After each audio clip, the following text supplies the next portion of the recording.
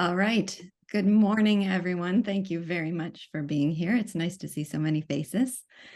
I have received several emails from people saying they are very grateful that we have a guide for this book because they've read it and aren't sure what to make of it. So if you find yourself in that category, that's all right. We have not just any guide, a quite exceptional guide for our journey through Candide.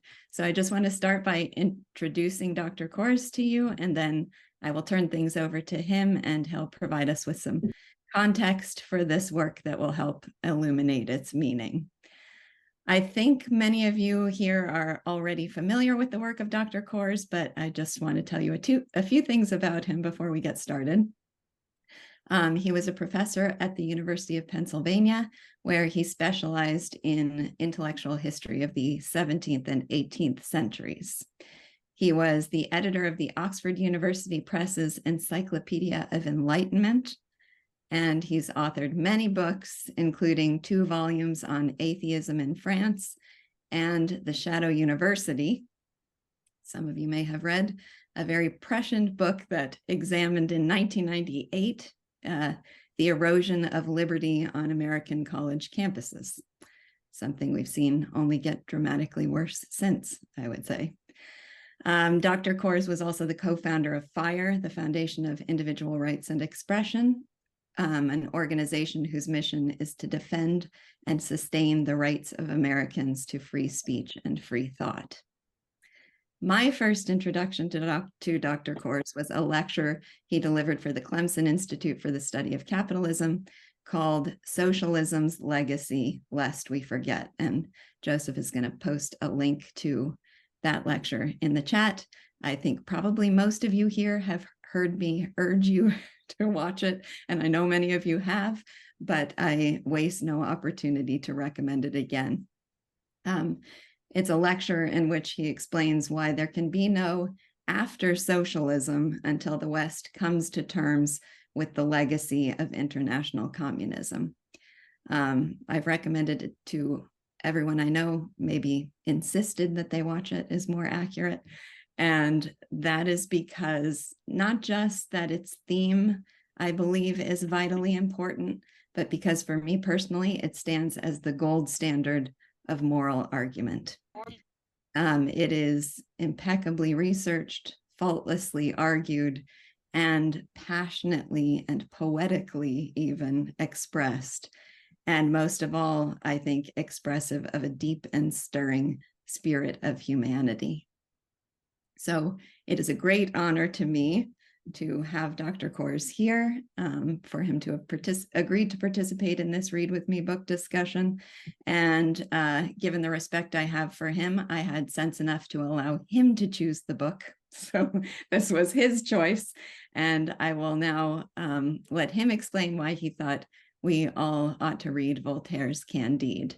Now, this first session, it will be Dr. Kors presenting us the context for this work, but he did mention to me that he values interruptions and requests for clarification. So please don't feel, though he's going to be doing most of the talking this time and we'll have further sessions for discussion, don't feel like that means you can't interrupt with questions. And we are going to have everyone muted just so there's not sound interference, but just use the hand raising icon and we'll keep an eye on that and give you a chance to ask questions when you'd like.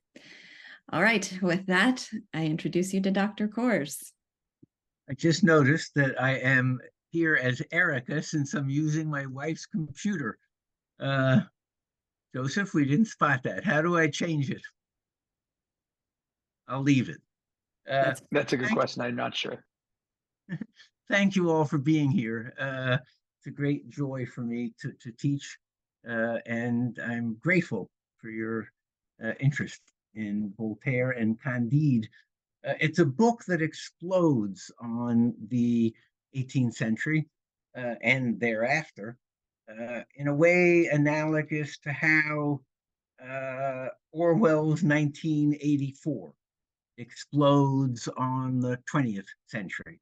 And if you think about that for a moment, you'll understand why, for an historian, context can be almost everything.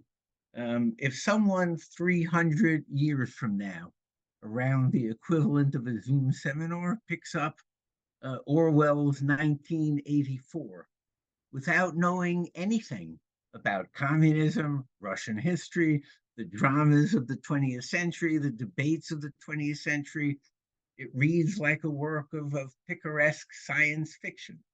And how different if we can put you in a 20th century context, our world, our minds, our dilemmas, our history, and understand in context 300 years from now what our world was in terms of when 1984 was published with so much drama.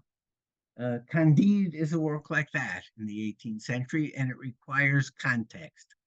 So let's put it in its intellectual context, in the history of ideas, and then let's look at it in a more authorial context of Voltaire's own dilemmas in life, and how his efforts to answer certain questions and find them unanswerable led to dramatic shifts in a culture for whom he was remarkably a mentor and a leader of thought.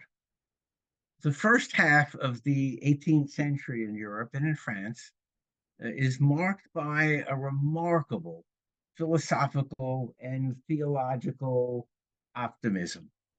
The extraordinary scientific and natural philosophical revolution of the 17th century had left people with, above all, had left deep thinkers with a sense that the world was knowably ordered in ways that human understanding had never grasped before, and that something profoundly optimistic followed from that.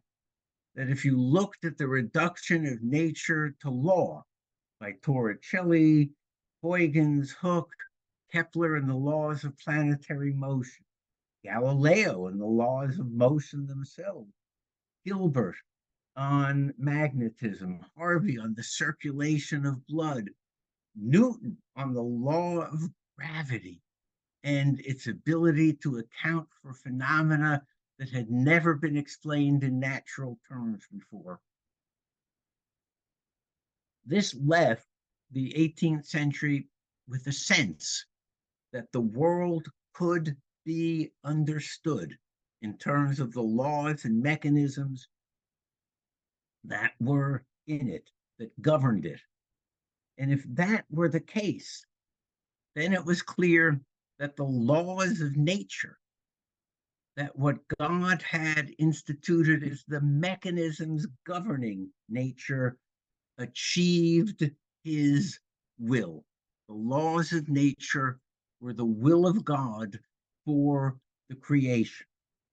And what that meant for people is you could look at the world through, and I'll clarify this, general providence and not particular providence. Let's explain that distinction.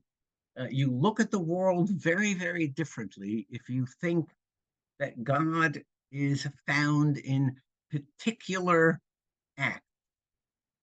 Someone is walking along a cliff, a path between one village to another in South America.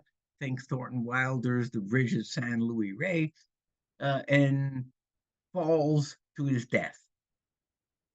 And what everyone asks is, why now? Why here? Why did God take this life? What was the purpose? And that leads to one very remarkable religious line of inquiry about God's ways. But if you think in terms of general providence, you say, without the law of gravity, there would be no life. There'd be no humanity. The world wouldn't exist in a way in which human beings could survive, let alone flourish in it. God gave us gravity. That's the gift. That's the law. Where things are slippery, build fences. You don't overturn the laws of God, which are good, which are necessary to what the world survival in the world in which we find ourselves.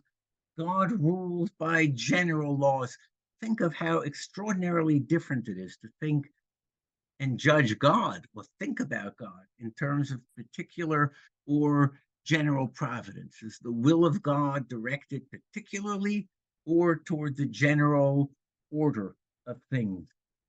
Someone's in a crash on the Long Island Expressway. Someone is driving to the Long Island on the Long Island Expressway to the Kennedy Airport and gets caught in a traffic jam. The plane he was supposed to take goes down, and the people who love him say, "Thank God. God has a reason to have spared him, to have kept him alive." That view of particular providence is of a God who basically says, Smith on the plane, Goldberg on the plane, Kaczewski on the plane. O'Malley, I got purposes for you. Let's put a traffic jam in front of him. Right? Particular providence. General providence, the world acts by predictable, knowable laws. If you need to make planes improve traffic flow, make planes safer, don't look to God on issues of general providence where his wisdom is obvious. This is further reinforced by a belief that they understand much about human nature unknown before, and that the mechanism of human nature, that we seek happiness, that we flee pain, that we act ego toward pleasure and avoidance of pain, this is now deemed a law of nature such that, for the first time, perhaps in Western history, the pursuit of happiness is deemed a God-given right. It is our very nature.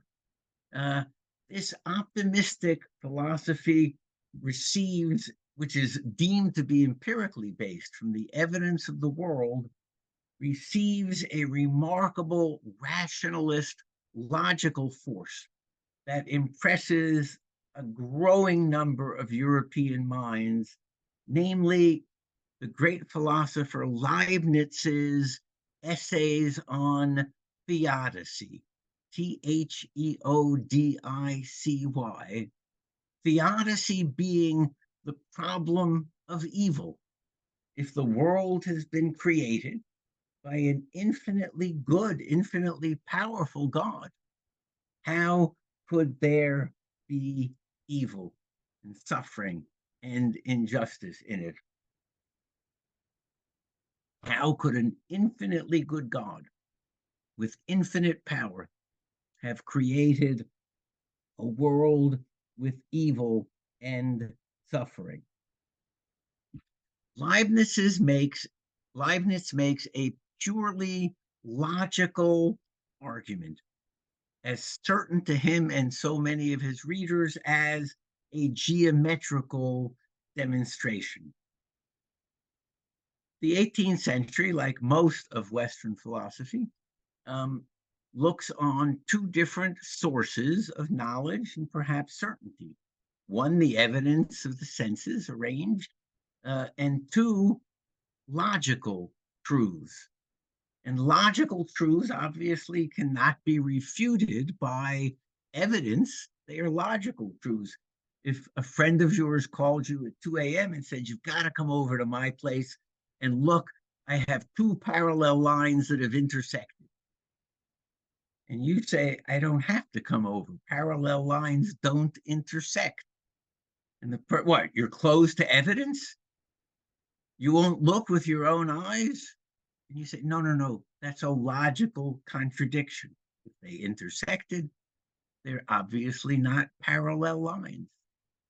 A logical explanation. Well, for Leibniz, let's think about a perfect, omnipotent being, because virtually everyone in the 18th century agrees that the universe is utterly inexplicable unless it has been created and ordered by a supreme being. There are a handful of atheists, I study them, but among the French Enlightenment thinkers and Voltaire's world, it is deism, a rejection of Christianity, and an acceptance of natural religion, natural truths about God that prevail. Only God, everyone agrees, is perfect. God is the omnipotent, perfect being. And Leibniz says, think God at the moment of creation. God is omniscient, all-knowing. He can conceive of every possible world. What's not a possible world? How could something be impossible to God? Logical contradiction. God could not create a perfect world because only God is perfect. The decision to create a world is the decision right there that something that is not perfect, that something flawed will exist, something imperfect will exist. And now think of God at that moment of creation, perfect being. I can conceive of all possible worlds. I can't create a world in which parallel lines intersect. That's just a logical self-contradiction. I can create any possible world. Well, what possible world would a perfect being, infinitely loving, infinitely good, infinitely wise, infinitely powerful, create? God, can you imagine God thinking, well, I could create the best of all possible worlds, but I think I'll create the 8th best of all possible worlds.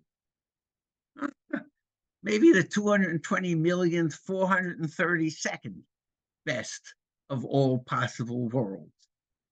What an absurdity. An infinitely perfect, infinitely loving, infinitely powerful being could only create the best of all possible worlds. We don't know his reasons.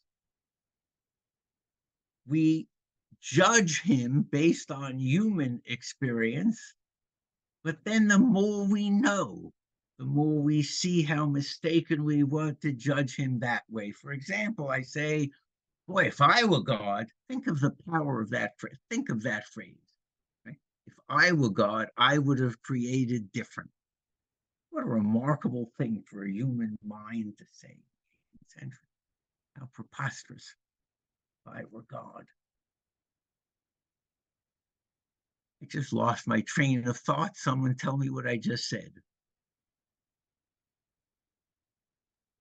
If so, it's the presumption of saying, if I were God, yeah. Bless you. Thank you. Hmm? So I look at the world and I say, if I were God, I would have created it without bees. You walk around the middle of beautiful nature, you get stung. I would have done it without bees. But then the more you know about the world and bees, their indispensability to agriculture, to human flourishing, to bounty. And you say, oh, thank God they have stingers. Thank God people can't eradicate them. Thank God they fight back. Where would we be without them? Well, there's a particular case where you see the wisdom of God, but note, once you understand Leibniz's theodicy, that God had a necessary reason and a sufficient reason. Those are Leibniz's philosophical terms. God had a necessary reason and a sufficient reason why something contributes to this being the best of all possible worlds. This is water, zero proof, I guarantee you. I once had a professor who sipped whiskey.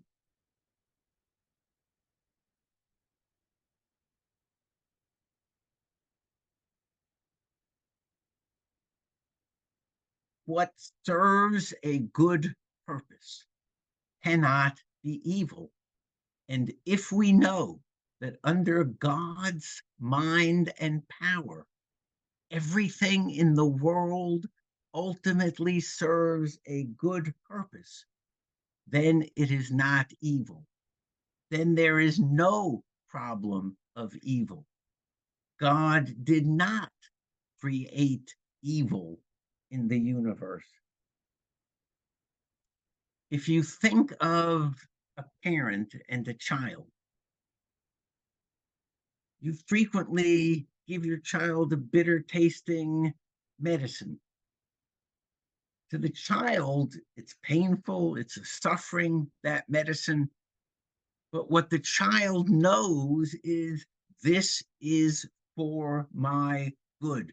It's my parent. That's my mother, my father, my loving person. That medicine is for my own good. If you know that about your parent, how much more do you know that about God?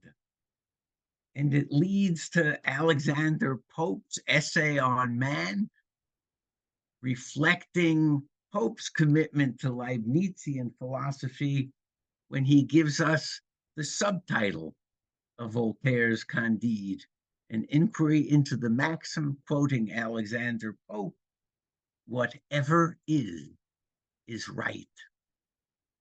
Whatever is the creation is right. Whatever God has wrought is right.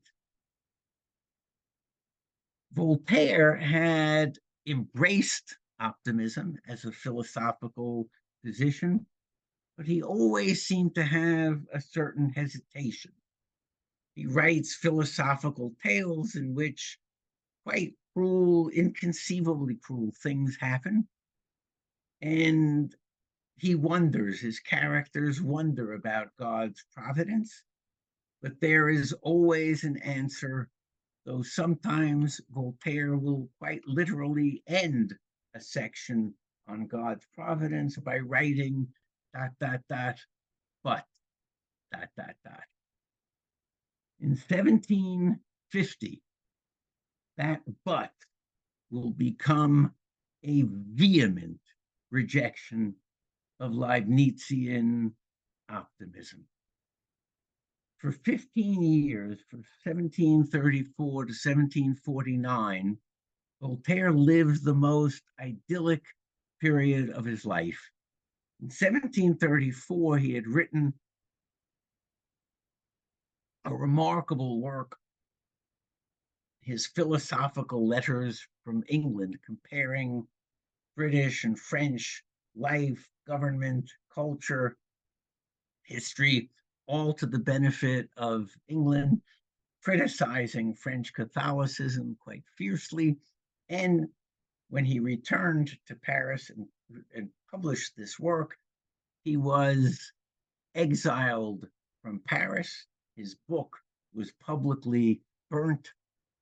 Exile from Paris needs a certain contextual explanation. Imagine New York as the only center of American intellectual life, and you either live in New York or North Dakota. That is how banishment from Paris struck Voltaire and his contemporaries. I once said that in a lecture I was giving to state Supreme Court justices at a law and economics seminar. And one of the judges looked up to me and he said, I am very offended by your comparison. Turned out to be a Supreme Court justice in North Dakota. So I use that hesitantly, but it works. Dr. Kors, it looks like we do have a question if you want to take that. Sabine, you can. I'm just wondering why, when he was banished from Paris, exiled from Paris, why couldn't he go to another intellectual center that might not have been in France? Well, that's a terrific question. his life, of course, is Paris. For him, it's the center of the intellectual world, as it is for almost everyone. To travel out of France for Voltaire, you'll see he does it, would have been extremely difficult in 1734. He's not only reviled by authorities in France, he's now reviled by authorities everywhere but England, and he's not about to go back to England. He has a devoted admirer, a woman by the name of Madame du Châtelet, perhaps one of the most extraordinary minds of the 18th century. Madame de Châtelet is connected almost better than any male French intellectual of the 18th century to the world of Newtonian mathematics and physics, which she is one of the very few people in Europe to understand, and to understand with depth. She is a passionate admirer of Voltaire, and upon his banishment, she's also an aristocrat. She invites him to her estate at Tire, to the far northeast of Paris. It's aristocratic land. Voltaire is absolutely safe there. And she is his deepest admirer. They work together for 15 years. They are deep intellectual companions. They are passionate lovers. They are collaborators on project after project. They work together on history, on Newtonian philosophy, which she is able to clarify for Voltaire, who had certain misunderstandings. He writes with her his elements of Newtonian philosophy. Madame du Châtelet translates into French Newton's Latin Principia Mathematica in a translation so remarkable that it is used until the late 20th century in France. She works with him on scriptural analysis. He's a student of Old and New Testament. And Voltaire enjoys 15 of his most productive and free-spirited years in love, perhaps for the only time in his life, contented, a happy man. And in 1749, Madame du Châtelet dies. It is the end of his idol, and the circumstances of her death pain him to the marrow. Madame du Châtelet in 1748 took another philosophic lover, very, very briefly, the Marquis de Saint-Lambert, an Enlightenment thinker and poet, and she died giving birth, shortly after giving birth, from childbirth to his child. For Voltaire, it's just about the end of the world. Madame du Châtelet becomes an object of ridicule. One Jesuit learned literary journal suggests that the child be placed under her posthumous works. Voltaire is bitter, depressed, close to despair in terms of his personal life. He is also now removed from Cirey and has nowhere to go. His world is simply overturned. In the 1730s and 40s, a young crown prince who would become quite famous in Europe as Frederick the Great, Frederick II of Prussia, when he was still crown prince and late teenager, wrote to the eminent Voltaire and asked him to become his tutor in philosophy and literature and political life. Voltaire accepted, sending recommendations for reading and engaging in a long correspondence with Frederick. And in 1750, Frederick, seeing Voltaire's plight, invited him to the court of Prussia in Potsdam, outside of Berlin. So, if you can imagine this for the 18th century, so Francophilic, so in love with things French is all of continental Europe, that the court of Frederick the Great of Prussia has a French name, sans souci, without worry, in Potsdam. And Voltaire is invited there, and what he envisages is he is being called to the side of an enlightened monarch in Europe to be his advisor. He has worked with Frederick on religious toleration, which Frederick has granted in Prussia, on reform of a criminal justice system, which Frederick has begun to undertake. He believes he will have now the ear of a powerful, enlightened ruler, and one now can begin to work on the human condition in a way that people can see and grasp. Instead, he finds himself invited as an ornament, as a toy for Frederick at his court, as someone to be shown off. Look who I can present at dinner, the one and only Voltaire.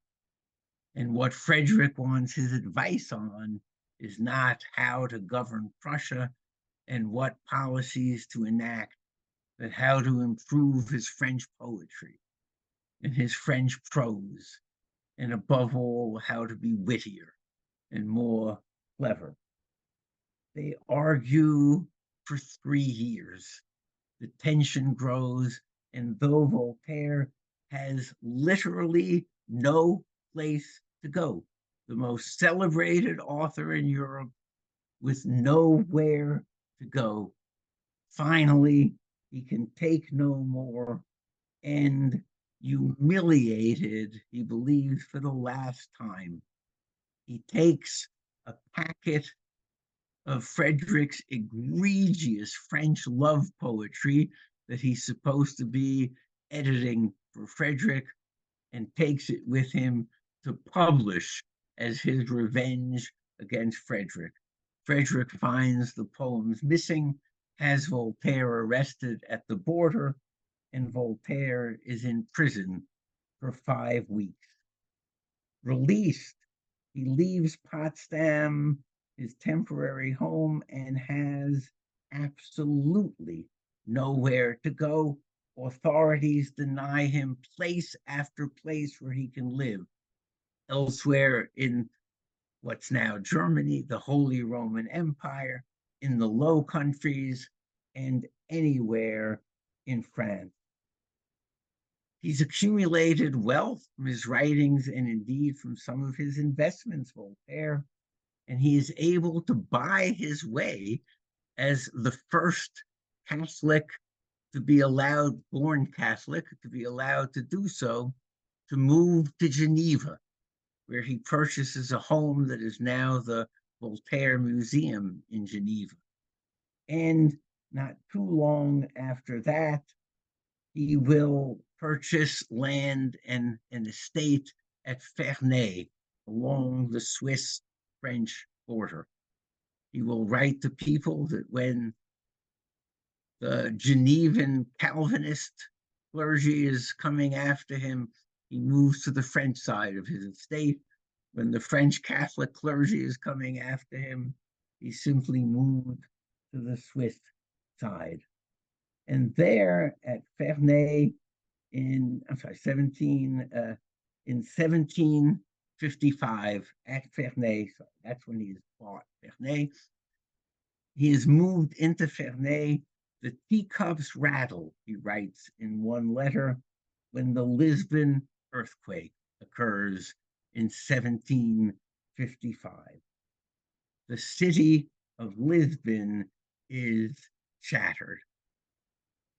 Flood, fire, earthquake, tens of thousands dead. One of Europe's glittering cities in ruins. Tsunami, collapsed buildings, death and destruction beyond anything that Europe has seen in centuries. Catholic Lisbon responds, you'll see this in Candide, correctly portrayed, by an auto da fe, Portuguese for an act of faith.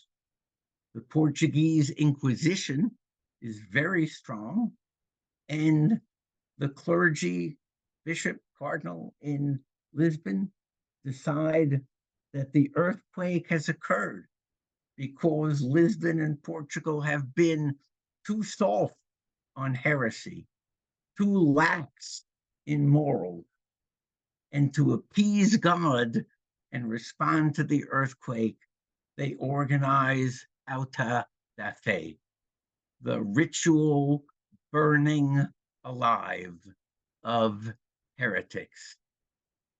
Voltaire's description is not terribly far off.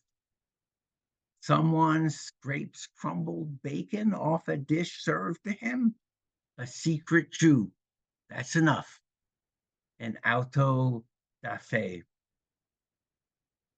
Someone did not go to Mass the week before the earthquake. That's a mortal sin. That's a heresy. An auto da fe. So suspected Protestants, suspected Jews suffer the consequences of the Lisbon earthquake. For Voltaire, that is additional pain. Catholic sermons all over Europe announce Lisbon as a reminder that even the faithful will be punished for lapses in their fidelity. In Protestant Europe, there is sermon after sermon that God has destroyed Lisbon to punish the Catholic Portuguese Inquisition.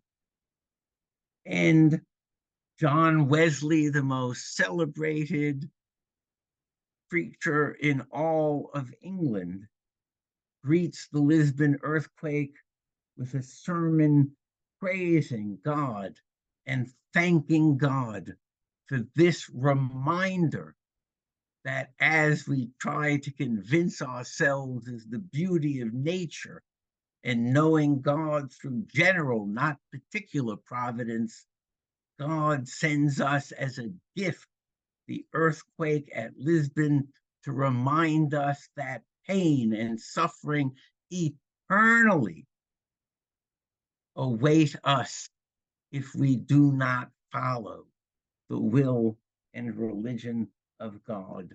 Nothing has shown us God's love more in this century, Wesley, than God's gift of the Lisbon earthquake.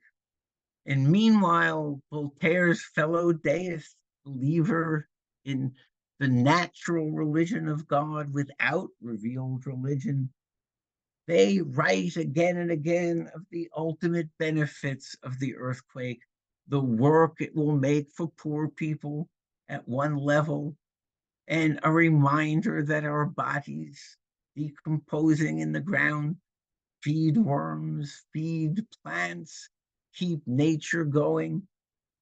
And Voltaire looks at this. All is for the best, staring at what has occurred, and in the midst of his own despair and rage in his personal life, the earthquake raises for Voltaire the question, how does one reconcile the cruelty, suffering, and injustices of this world with its creation by an infinitely good and powerful God? Could not an omnipotent God have governed the world without unbearable human suffering? And he writes the letter on the Lisbon earthquake. Voltaire's poem on the Lisbon earthquake, I'm sorry, this is the inquiry into the maxim, whatever is right. It begins this way, and this is an 18th century translation by Tobias Smollett, the English poet, of which Voltaire himself approved. O wretched man, earth fated to be cursed, abyss of plagues and miseries the worst, horrors on horrors, griefs on griefs must show that man's the victim of increasing woe, and lamentations which inspire my strain prove that philosophy is false and vain. Approach metaphysical philosophy when he says philosophy. Approach in crowds and meditate a while yon shattered walls, and view each ruined pile, women and children heaped up mountain high, limbs crushed, which under ponderous marble lie, wretches unnumbered in the pangs of death, who mangled, torn, and panting for their breath, buried beneath their sinking roofs expire, and end their wretched lives in torments dire. Say, when you hear their piteous half-formed cries, or from the ashes see the smoke arise, say, will you then eternal laws maintain, which God to cruelties like these constrain? It's a long poem. I'm excerpting mightily. And can you then impute a sinful deed to babes who on their mothers' bosoms bleed? Was there more vice in fallen Lisbon found than Paris, where voluptuous joys abound? Spectators who undaunted courage show while you behold your dying brethren's woe, with stoical tranquility of mind, you seek the causes of these ills to find. But when, like us, fate's rigors you have felt become humane, like us, you'll learn to melt. When the earth gapes my body to entomb, I justly may complain of such a doom. All's right, you answer, the eternal cause rules not by partial, but by general laws. Say what advantage can result to all from wretched Lisbon's lamentable fall? Are you then sure the power which could create the universe and fix the laws of fate could not have found for man a proper place, but earthquakes must destroy the human race? Will you thus limit the eternal mind? Should not our God to mercy be inclined? Cannot then God direct all nature's course? Can power almighty be without resource? And then later in the poem, a line that explodes off the page for any 18th century reader. God, my respect, my love, weak mortals claim. God gets my respect, created a universe. My love, weak mortals claim. The God who holds the chain can't be enchained. By his blessed will are all events ordained. He's just, nor easily to wrath gives way. Then why suffer we beneath so mild a sway? This is the fatal knot you should untie. You do not cure evil when our evil you deny. Whatever is right. The universe confute your boasting vain. Your heart retracts the error you maintain. Men, beasts, and elements know no repose from dire contention. Earth, the seat of woes. Candide will seek to illustrate that. Is ill the gift of our creator kind. And he ends on a quite remarkable note.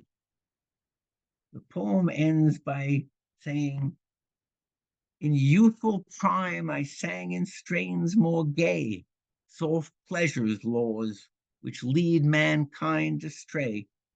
But times change manners, taught by age and care, while I mistaken mortal's weakness share. The light of truth I seek in this dark state, and without murmuring submit to fate. A caliph once, when his last hour drew nigh, prayed in terms such as these to the Most High. Being supreme, whose greatness knows no bound, I bring thee all that can't in thee be found. Defect and sorrow, ignorance and woe. Hope, he admitted, he omitted. Hope, he omitted. Man's soul bliss below.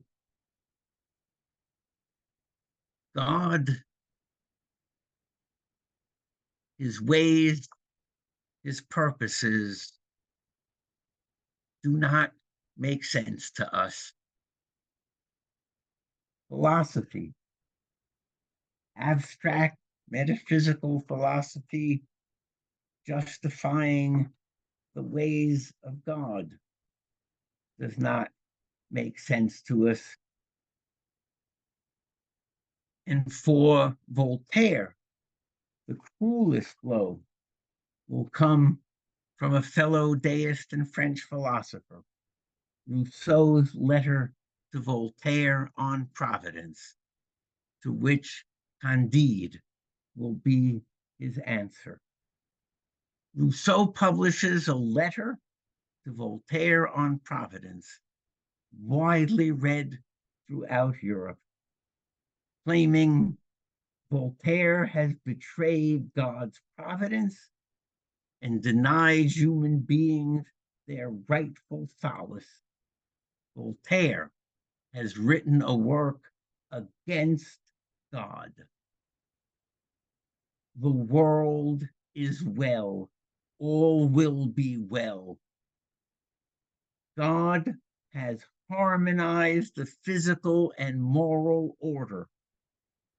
Voltaire wants to know why earthquakes. Let's examine earthquakes in God's creation. Earthquakes occur now in cities or in countryside.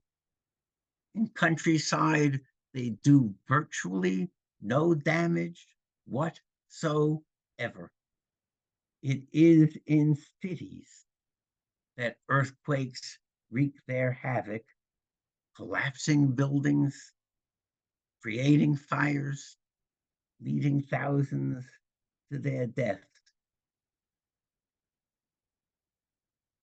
God is saying to us, do not live in cities.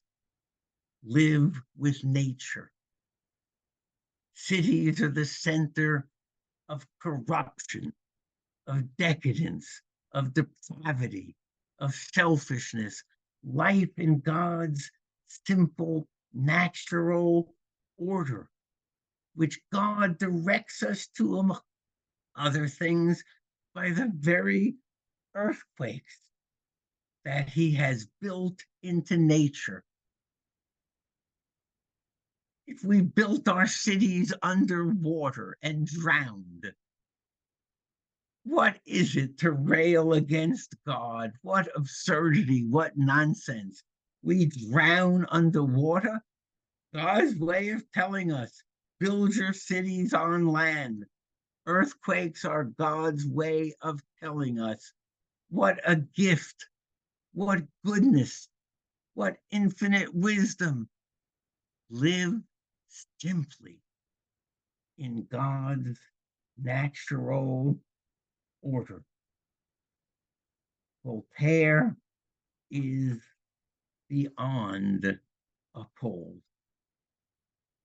He struggles to respond to Rousseau. Voltaire is a man who finishes works in days, sometimes in weeks, at most in months, his longest work. He works on Candide for years. He can't complete it. In 1956, the person I studied Voltaire with as an undergraduate, Ira Wade, W-A-D-E, discovered, buried in a library in France, the actual final manuscript of Voltaire's Candide, showing all of the changes that he made over the years. What we see in that is throughout almost all of the writing of Candide, it is Martin the Manichaean who is going to be the voice of Voltaire. And in the last few months, as he is desperately working to finish Candide, it pours out of him. It surprises Voltaire himself. He produces the extraordinary ending of Candide, which is nothing less than a claim that the suffering of humanity is the most important question that we face. And there is no solace in abstract, metaphysical, philosophical theology. Let's talk a bit about reading Candide. It is a refutation of Leibniz. It is a refutation of Rousseau. Question for your reading and for your sharpest minds. Historical fact, it succeeds. Leibniz's Theodicy, considered one of the deepest, most powerful, most logical philosophical arguments, becomes an object of ridicule from the moment that Voltaire's Candide is read. The best of all possible worlds becomes the punchline of a joke. How can an author refute a philosophical system by juxtaposing the human condition against abstract metaphysical philosophy? And the book engages in that juxtaposition again and again. You're going to read Voltaire's chilling description of war in chapter 3 and listen to the philosophical terms of Leibniz that make it into this account, in the same way, by the way, that when Pangloss is seducing Paquette the maid earlier, right? Voltaire says he showed her his sufficient reason. And suddenly you have to see the philosophical term that way. Think now of this chapter 3 in Candide. First, the cannon toppled about 6,000 men on either side. Then the muskets removed the best of all possible from the best of all possible worlds, 9,000 and 10,000 scoundrels. Next, the bayonet proved sufficient reason for the death of a few thousand more. That juxtaposition is happening in chapter after chapter. But the book is so much more than, for me, its most important side. This movement from philosophical, theological optimism to humanism. It is, in addition, a work of endless satire, portraits of the human comedy, social criticism, political criticism, religious criticism. You're going to meet more illegitimate children of clergy, the daughter of a pope, priests who rape, the encounter of clergy, aristocracy, things that an 18th century reader, the pretensions of aristocrats in 18th century Europe, and you get the description right in the beginning of our German aristocrats with 72 quarterings of nobility, right? That Cunegonde has. That is to say, 1 quartering of nobility is 4 grandparents, all of them noble. 72 quarterings for this trivial German lord whose brother, saved by Candide, is ready to kill Candide for thinking he could marry his sister. Keep your eye on aristocrats, on clergy, on government, on military. Every other page has readers chuckling while still reading a work that will change their thinking about philosophical optimism and the human condition. The names of our characters, Candide seems self-evident, openness of mind, candid, innocent, Pangloss, the tutor, the Leibnizian, all tongue, Pangloss, all words, teaching the wonderful phrase Voltaire comes up with to describe it, metaphysico-theologico cosmonogology. You will meet Jacques the Anabaptist, a wonderful character. Anabaptists are a persecuted religious Christian minority, pacifists and believers themselves in religious tolerance. They're the forebears of today's Mennonites and Amish, persecuted, killed all throughout Europe. The great Lutheran theologian Melanchthon writes a 800-page work about Anabaptism, in which he distinguishes between those who are dangerous to the state, those who aren't, and advocates the death penalty for both groups. So Voltaire's choice of Jacques the Anabaptist as this remarkable fellow, Martin the Manichaean. Manichaeanism is a theology that believes that there are 2 equal forces, one a supreme force of evil, the other a supreme force of good, and that the world is only explicable if one thinks of supreme evil and supreme good as in forever contest in terms of the creation and what occurs in the creation.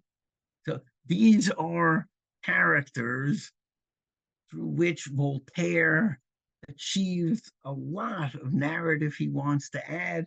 So if all of you could pick, right, for purposes of later discussion, a major character, but perhaps above all, a minor character, as we try to deal with a problem I'm not sure anyone has answered successfully. How does one succeed in refuting a philosophical system with a picaresque novel? An extraordinary thing. I am sorry for having talked so much today. I do love discussion, and I'm looking forward to hearing from you all when, hopefully, reading Voltaire now with an 18th century understanding of the remarkable things occurring in this. We get together in, is it 2 weeks, I believe? Weeks. Well, I think I can speak for everyone in saying I'm very grateful that you spoke all that time. And I see some nodding heads. So that was absolutely wonderful. It does shed light retrospectively on what I experienced already, but I'm very much looking forward to reading it again now with this perspective. So thank you so much. And I'm not at all surprised, but delighted once again to discover how moved I am by your presentation of the ideas at stake. I think that's the thing. What you explained clarified the context for what we're going to now go reread, but it also puts moral fervency into it, because I really appreciate the significance of the question at hand. So that seems like a great value to all of us, not just in the context of reading Candide, but in reading anything of significance. Given what you said, I should maybe mention the one example of the book that brings a lot of this together. During the Lisbon earthquake, when they were experiencing the tsunami in Lisbon harbor, Jacques the Anabaptist jumps into the harbor to try to save the life of someone who knocked him into the harbor, and Candide is about to jump in to save Jacques the Anabaptist. And Pangloss, the philosopher, convinces him, don't jump in, don't try to save him. If everything happens for a reason, if everything happens for a purpose, then if Jacques dies and drowns, everything has been arranged by God that this should happen. If there is a reason for everything and he lives, he was meant to live. If there is a reason for everything and he drowns, he was meant to drown. In short, Voltaire is saying, ultimately, philosophical optimism means fatalism in the face of human suffering. Mm-hmm. So to reinforce the point you were stressing, you'll see it throughout the book if you follow the characters and their fate. So we do have a few questions, but I don't want to impose on your time. So I'm here. At the time? Okay, wonderful. Joseph, you probably have the order. Yeah, Nick. Yeah. Hi, thank you for everything you shared with us. My question is, I'm curious as to how many people, not how many people, like if the average person actually believed in this radical optimism, because it seems like the average person in the book is either pretty horrible or not good or not educated. So I'm just a little, I'm not too sure, like, if the average person was really on board with the optimism of the 18th century, or if they just knew that it was there in the cultural soup and they kind of tacitly approved of it. But yeah, like, what's your sense of that? What's the answer? Yeah, in terms of matter, I mean, let's take a world we know much better, right? The world around us. Let's say 20th century America. How many people believe that everything happens for a reason? And that ultimately whatever is right. Things happen for a reason. Very hard to say, right? But what we're talking about in the 18th century is that astonishing part of Europe that has learned to read seriously, to think seriously. And that will be engaging in the education of everyone educated in the 18th century.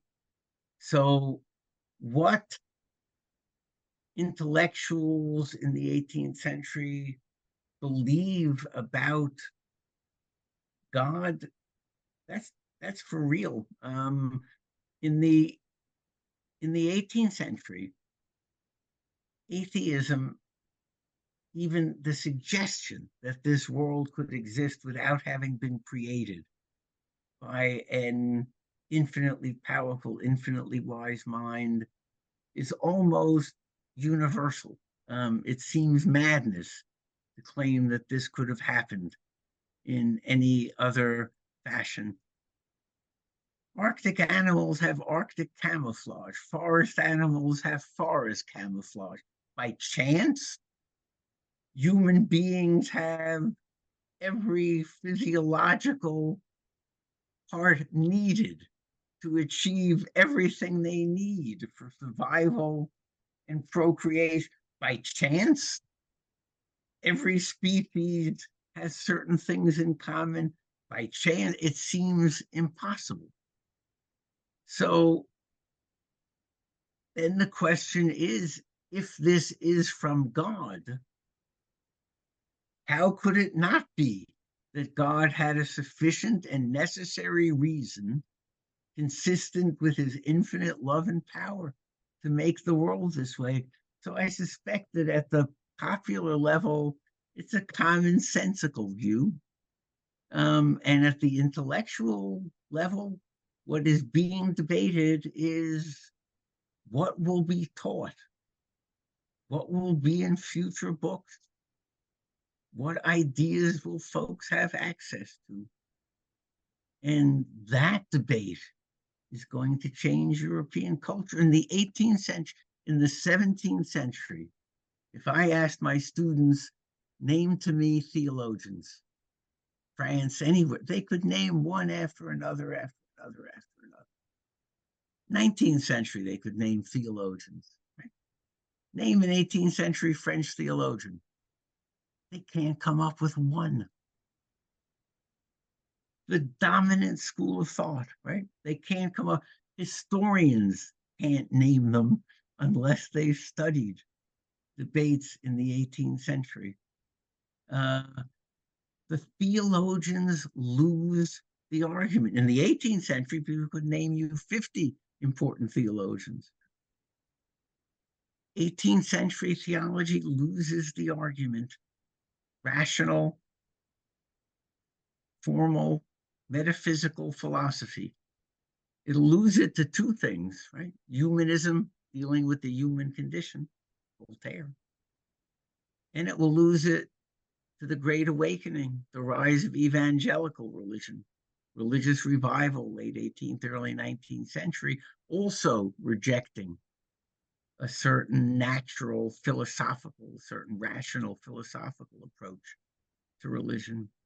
So this represents in some ways a movement from philosophical theology as the ultimate source of dilemmas, problems, and solutions to a humanism that begins with the primary importance of the human condition.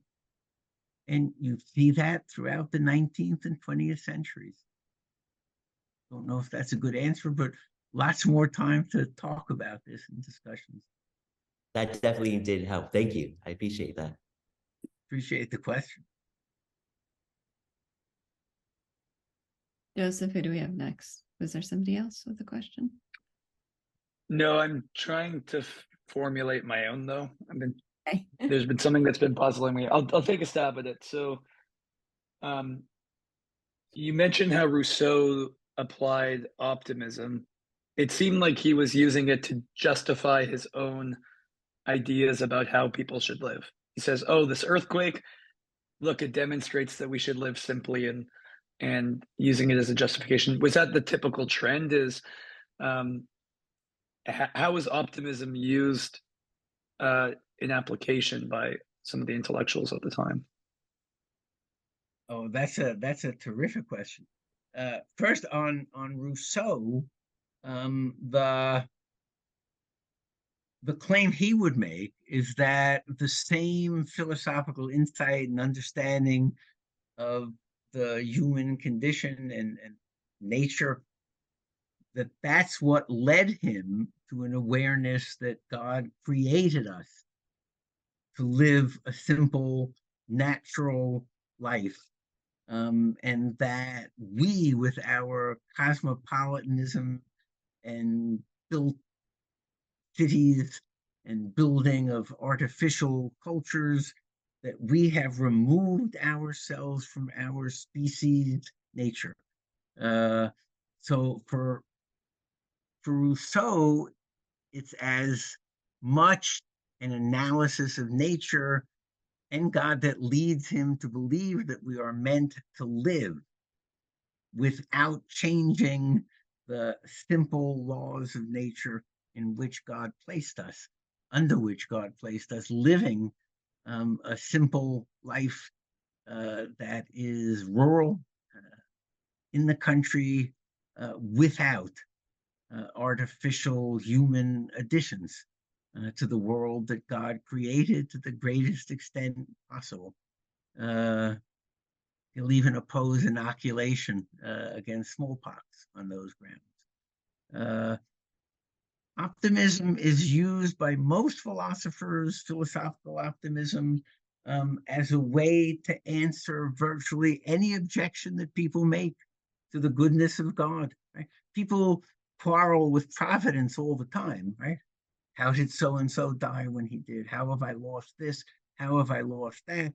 Why are people suffering there? And now you have a permanent answer, right? You're the kid getting medicine from a parent. And what you can know with certainty is that your parent means you well. Forget the bad taste. Logic will teach you that God does things for a reason. Incidentally, before we go, I do want to share one Ira Wade story. Ira Wade was the greatest Voltaire scholar ever to this day. And he wrote a book, Voltaire and Candide, by Ira O. Wade, which I very strongly recommend. It is, among other things, the result of his having discovered this manuscript, being the first person to know what Voltaire dealt with and changed and struggled with during the writing. Well, I was doing a paper on in my senior year as an undergraduate on an atheist thinker in France to whom Voltaire objected. Voltaire will always be convinced that the universe and its laws are inexplicable without a creator. Beyond that, we don't know much. And Voltaire, writing against atheism, was, to me, unclear in whether he believed or not in the immortality of the soul. Was there an afterlife? So usually you could find the people Voltaire writes honestly to. And I took a bunch of those to Ira Wade's office, and I said to him, look, he contradicts himself all the time on his view of the immortality of the soul. And Wade looked it all over, looked up and said to me, Alan, he said, let me tell you about Voltaire. Every morning he would wake up, sit on the edge of his bed, scratch his head and say, okay, what can I do to confuse Ira today? I had never encountered an historian who had that wonderful, close feeling with his subject, and it has left me always in a position, never talk dogmatically about Voltaire. Whatever you come up with, he's likely to surprise you. I can take questions, or I can see you in 2 weeks. I'm delighted to stay for as long as people want. We have one more question, Yoko. Yeah, hi. I'm also logged in on my wife's username, so it's Ian here. Thank you so much for such an amazing lecture. I really, really enjoyed it. I actually had two questions, but perhaps I'll just answer one in the interest of time. Do you have any, if I understood correctly what you said, Voltaire himself was on board with the idea of optimism, philosophical optimism, until the Lisbon earthquake.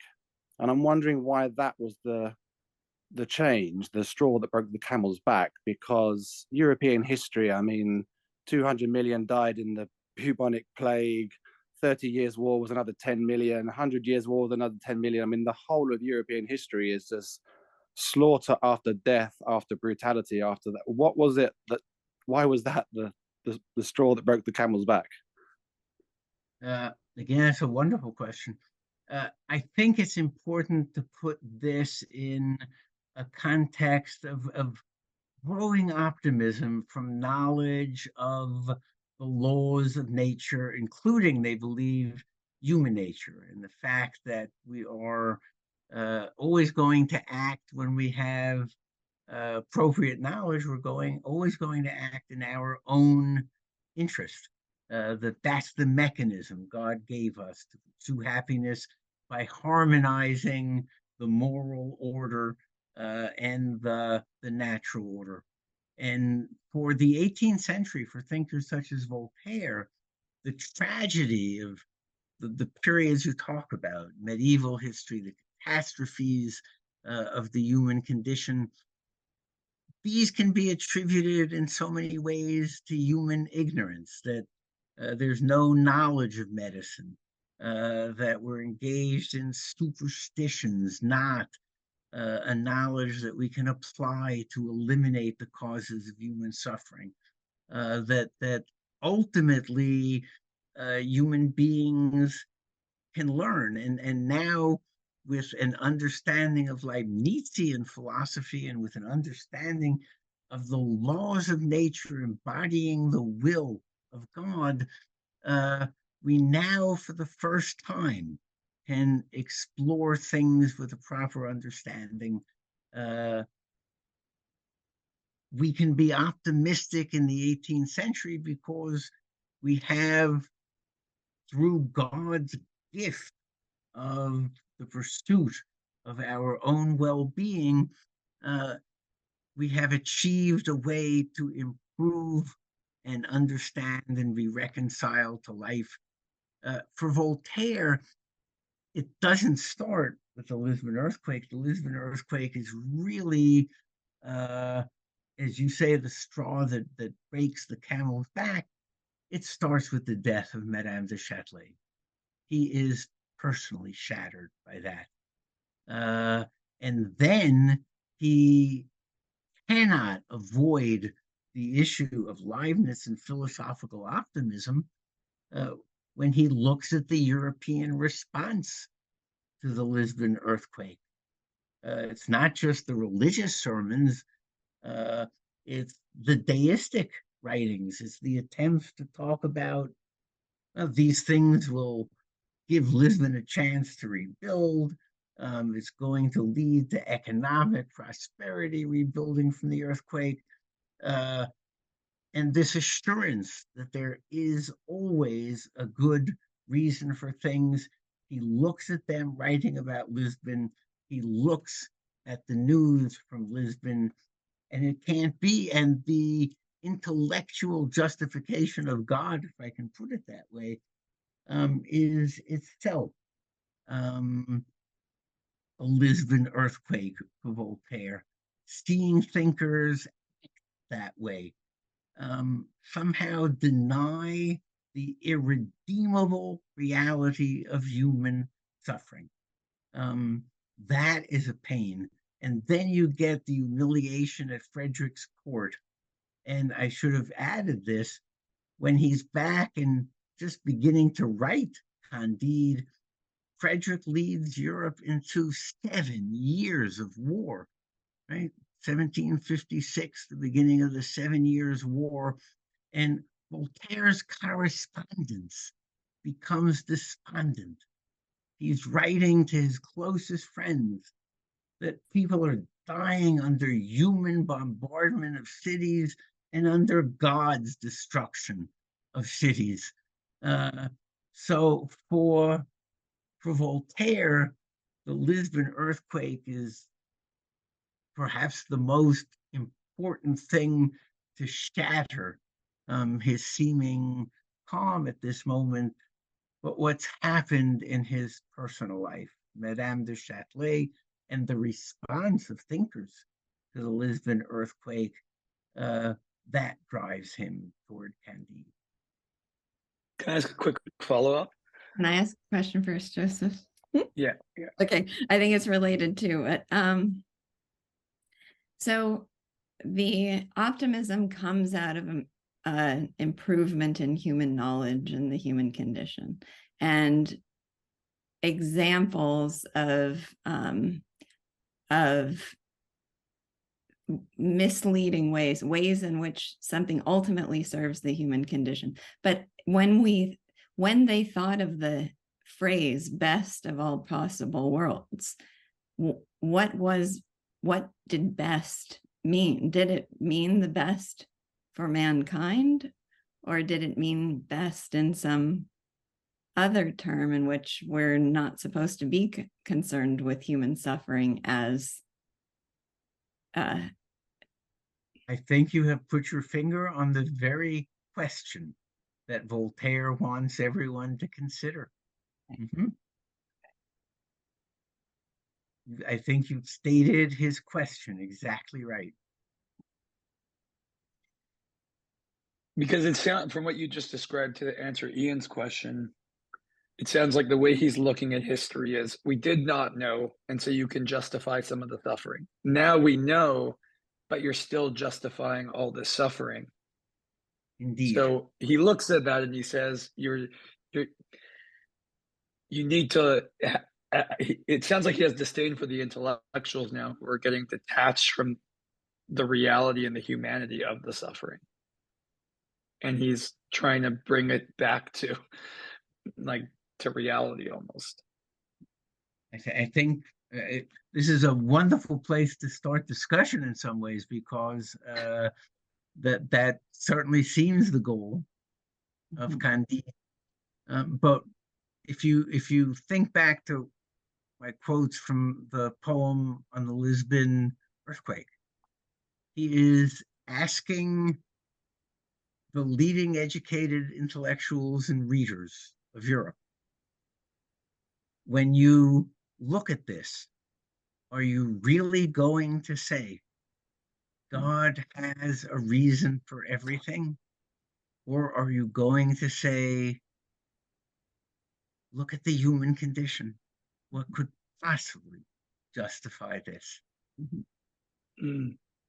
And what he then does perhaps should be mentioned now. When Candide is written, it is for Voltaire cathartic. It's an absolute catharsis. And from the moment he completes Candide until his death, decades later, this man in his 60s and in his 70s becomes the crusader in Europe, the crusader against religious intolerance, religious persecution, against torture in the judicial system, against unequal justice, against serfdom, against slavery. He becomes the voice of equal taxation, an end to special aristocratic privileges, an end to exemption of clergy from the laws of France. He is the crusader for the causes that you associate with the French Enlightenment.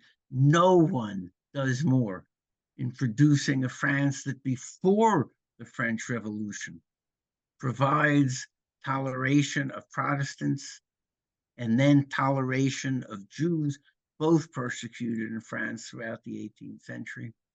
He will succeed with that. He will succeed with the elimination of torture from the judicial system. The change in his life from the Voltaire agonizing over abstract philosophy and the human condition at the time of Candide to Voltaire, the crusader against what he sees as remediable sources of human suffering, of injustice, of inequality, of pain. That transition not only occurs, but with responses to Candide and to Voltaire's campaigns, it becomes the transition of early modern French intellectual life as well. So you're reading a work in Voltaire's Candide that I truly think changes the history of ideas from that point on in Europe. I'll see you in 2 weeks. Okay. Thank you so much. Lisa, you want to make a quick announcement about next week? Oh, yes. So we will resume the discussions with Dr. Kors in 2 weeks at the same time, Saturday. That's the 16th. Is that correct? Yeah.